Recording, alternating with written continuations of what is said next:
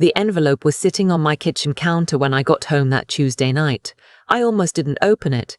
I'd had a 12-hour shift at the hospital, my feet hurt, and all I wanted was a glass of wine and whatever was left of last night's pasta. But my brother's return address was in the upper left corner, and something about the font, the formal, printed font, not his handwriting, made me set down my bag. I opened it standing right there in my coat. It was a quitclaim deed, already notarized, already signed, in a signature that was supposed to be mine. My name, my mother's house, and a date 3 weeks after she died. I read it twice. Then I sat down on the floor. My name is Bethany. I'm 41 years old. I'm an orthopedic surgeon at a regional medical center in Savannah, Georgia, and I have spent the better part of my adult life doing things the hard way: med school loans, residency in a city where I knew nobody, 12-hour call shifts while my friends were getting married and buying houses and doing normal human things. I don't say that to complain. I chose it. I loved it. But I say it because I need you to understand that I have never once expected anything to be handed to me, except my mother's house. Not because I was entitled to it, because she told me. For years she told me. The house in Beaufort, South Carolina. The one her parents built in 1962. The one she grew up in. The one where I spent every summer of my childhood catching fireflies in the backyard and eating her biscuits at 6 in the morning. She always said it would go to me, not because she loved me more than my brother, but because my brother, Randall, had never once shown any interest in it. He'd moved to Atlanta at 22 and built a life there, a good life actually. Tech sales, a nice house in Alpharetta, a wife, 2 kids. By all appearances, he was doing fine. What I didn't know, what none of us knew, was how deep in debt he was. Mum got sick in the spring. Pancreatic cancer, which is exactly as brutal and fast as you've heard. By July she was in hospice. By September she was gone. I took a leave of absence from work and spent those last 4 months with her. I slept on the pull-out couch in her living room. I managed her medications. I took her to her appointments when she could still go, and when she couldn't, I sat beside her bed and we talked for hours. About her childhood. About my father, who'd been gone since I was 12. About the house and what it meant to her, and what she hoped it would mean to whoever kept it next. Randall came down 3 times. 4 days total, across 4 months. I'm not saying that to score points. I'm saying it because it matters for what comes next. Mom's attorney, she'd been using the same man for 30 years, a semi-retired estate lawyer named Mr. Beaumont, who had an office above a hardware store on Carteret Street, had drawn up her will years earlier.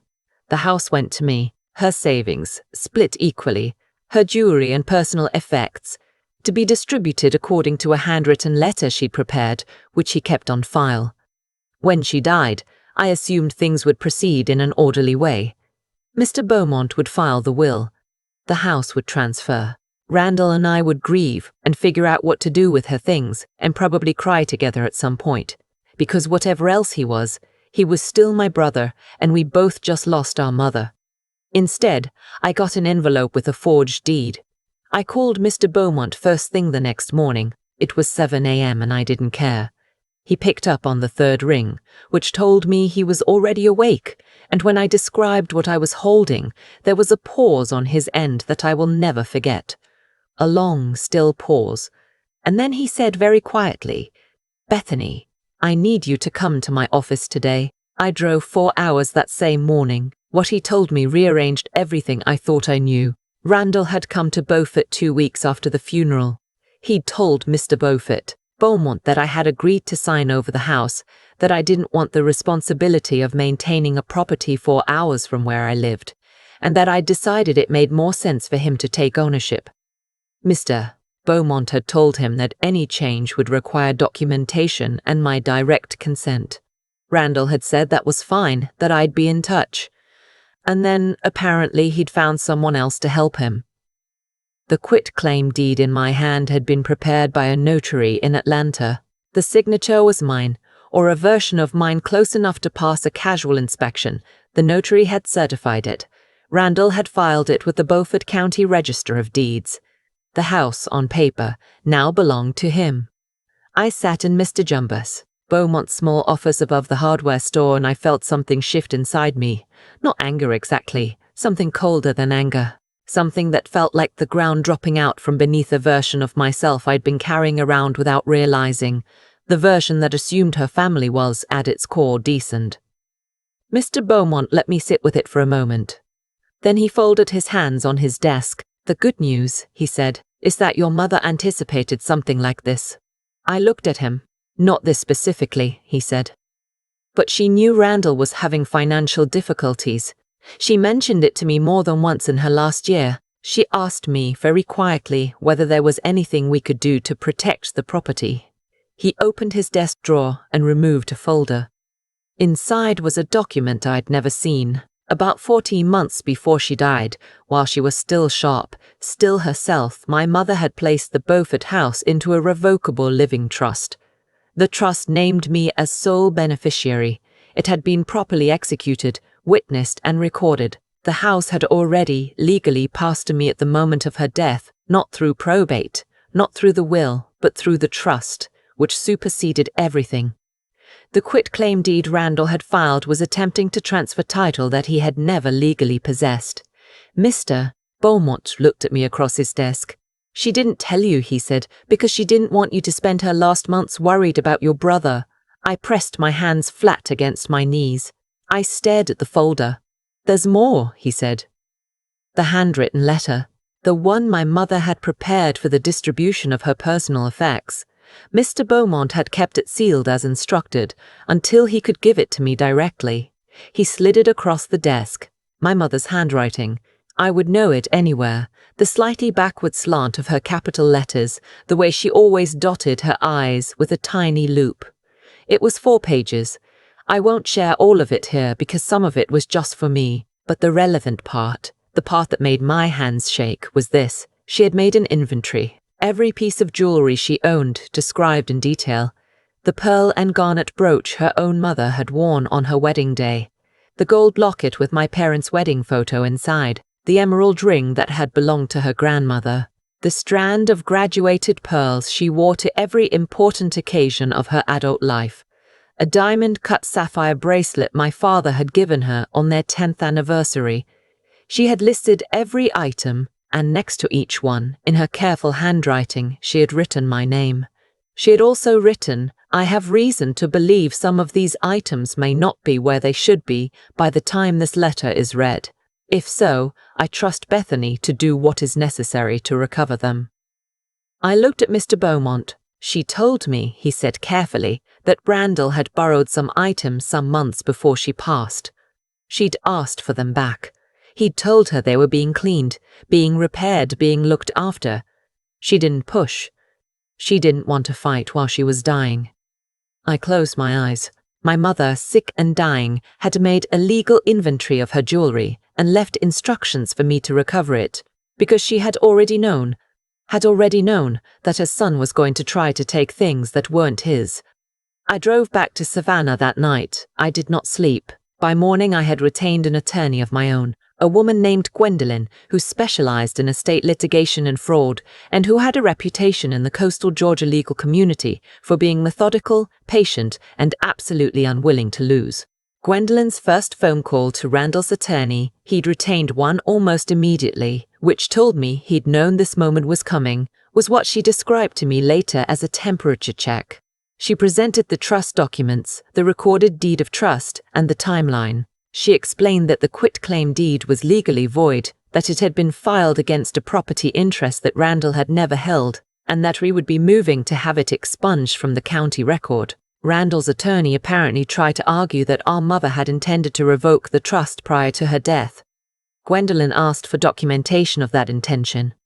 There was none. She asked whether the notary who had certified my signature was prepared to testify about the circumstances of that notarization. There was a long pause on the other end of the line. I wasn't in the room for any of this. Gwendolyn would call me in the evenings and recap. She spoke in a steady, factual tone that I found enormously comforting, because my inner life during those weeks was not steady or factual at all. It was grief and fury and a specific kind of loneliness that comes from realizing someone you grew up with, someone who sat across from you at your mother's table, had looked at that dying woman and seen an opportunity. The jewelry was a separate matter. Gwendolyn filed a civil claim for recovery of personal property. She sent a certified letter to Randall, itemizing every piece from my mother's list and formally requesting their return within 14 days. She also sent a separate letter to the county sheriff's office, submitting the inventory letter, and noting that the items had been removed from my mother's residence without the consent of the estate's beneficiary, and that we were prepared to pursue criminal charges for theft if voluntary return was not made. Randall called me directly 3 days after that letter arrived. It was the first time we'd spoken since Thanksgiving. He didn't apologize. He told me I was being dramatic. He told me the house had been a burden our mother hadn't wanted to leave me with. He told me the jewelry was being stored safely. He told me that I, of all people, didn't need any of this. I had a good job. I was fine. Why was I doing this to the family? I let him talk. I'd been advised not to say much, and I didn't. When he finished, I said, "Randall, my attorney, will be in touch." And I hung up. He called back 4 times that evening. I didn't answer. Gwendolyn's motion to expunge the fraudulent deed was heard in Beaufort County at the beginning of February, 3.5 months after I'd opened that envelope in my kitchen. Randall's attorney argued for a continuance. The judge denied it. The trust documents were entered into the record. The quitclaim deed was declared void. The Beaufort County Register of Deeds was ordered to correct the record. My mother's house was mine, had always been mine, was never, not for one legal moment, his. I cried in the car in the courthouse parking lot, ugly crying, the kind you can only do alone. I called Gwendolyn from the parking lot and she said in her characteristically understated way, "That's one. Now let's get your jewelry."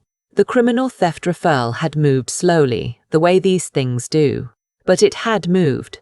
The sheriff's department in Beaufort had opened an investigation. They had contacted Randall. They had asked him to produce the items or explain their whereabouts. And that was when the story started coming apart in ways I had not expected. Most of the jewelry was still in Atlanta.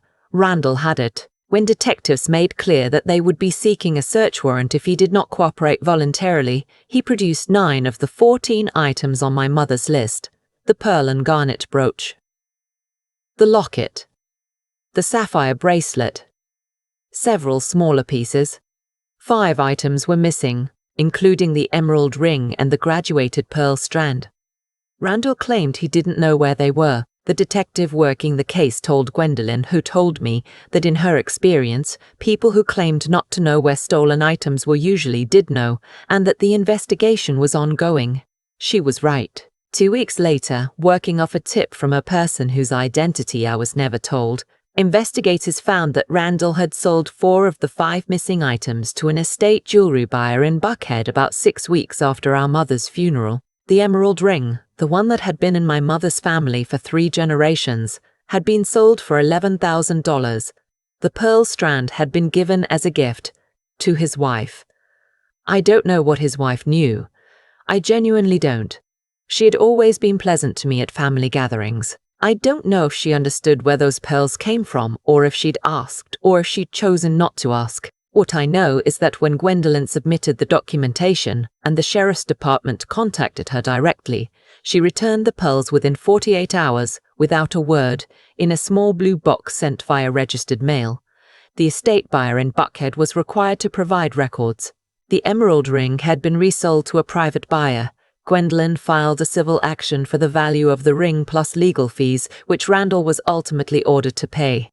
$11,000. For our great-great-great-grandmother's ring. I used the money to have the pearl strand restrung and to have a jeweler clean and inspect every piece that had been returned.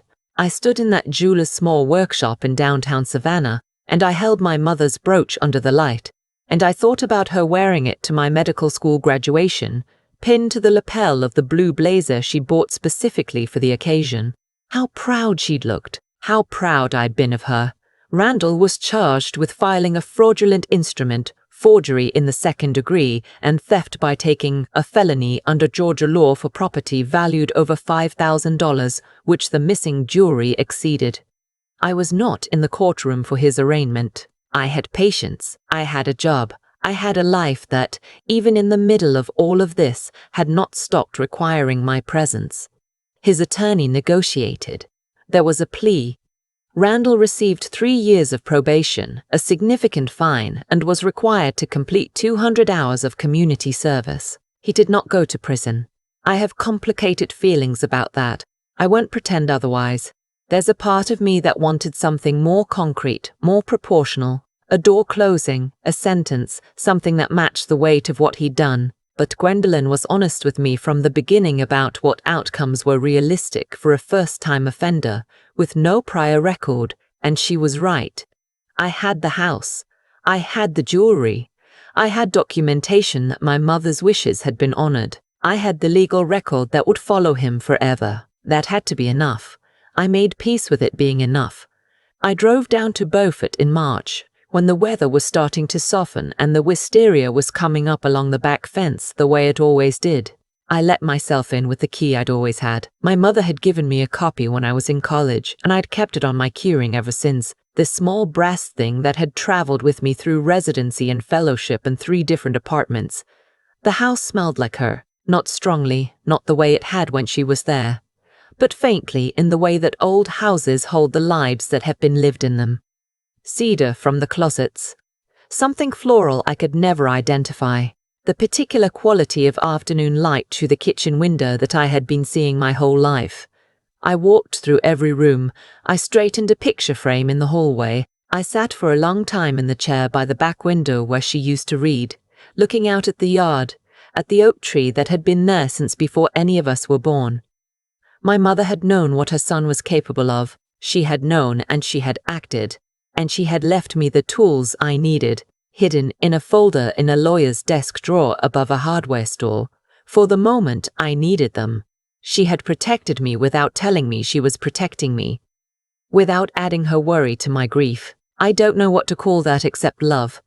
The kind that does its work quietly, ahead of time, without needing credit for it. I stayed in Beaufort that weekend. I opened windows, aired out the rooms, started a list of what needed fixing.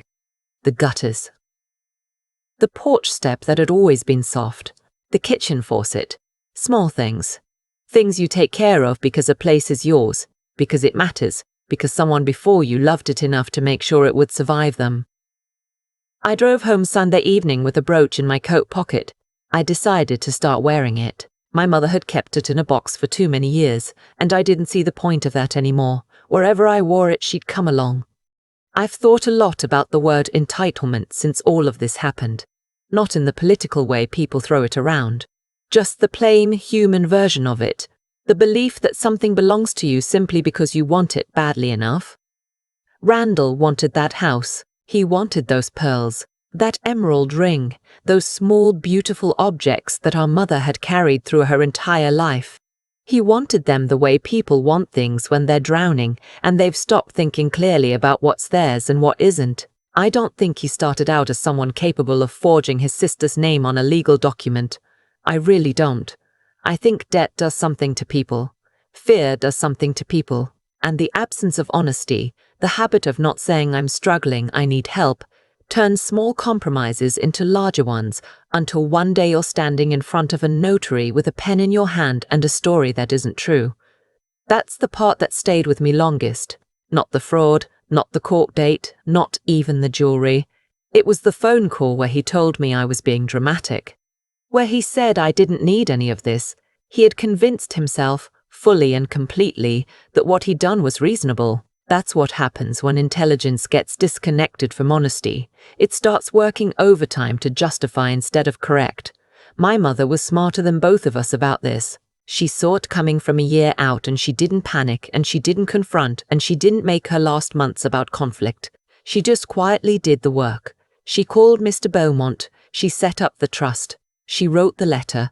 She made the inventory. And then she let me grieve her properly without burdening me with any of it, because she trusted that when the moment came, I'd know what to do. I think about that when things feel hard. The discipline she showed in that, to act carefully and thoroughly and then release the outcome, that's not passivity. That's a form of strength I'm still learning. You prepare as well as you can, with the information you have, and then you trust the preparation. Gwendolyn used to say, when I'd call her anxious about some procedural delay, that cases like ours don't move on emotion, they move on documentation. She was right about that. Every piece of paper my mother left, every notation in that handwritten letter, every dated and witnessed and recorded document, did more work than any confrontation ever could have. The truth, when it's been properly preserved, doesn't need to argue. It just needs to be presented. I wear the brooch now. Not every day. Some days I'm in scrubs at 5 in the morning and there's nowhere to pin it, but often enough that it doesn't feel like a museum piece anymore. It feels like what it is, something loved and kept and passed down, something that survived. I think that's what integrity does in the end. It survives. It outlasts the shortcuts people take around it. Randall's probation will end. His fine will be paid. Life will continue. But what he did is on the record now, and what my mother did is also on the record. The trust, the letter, the inventory, the care she took. Both of those things are true at the same time. You don't get to choose which one history keeps. You only get to choose which one you contribute.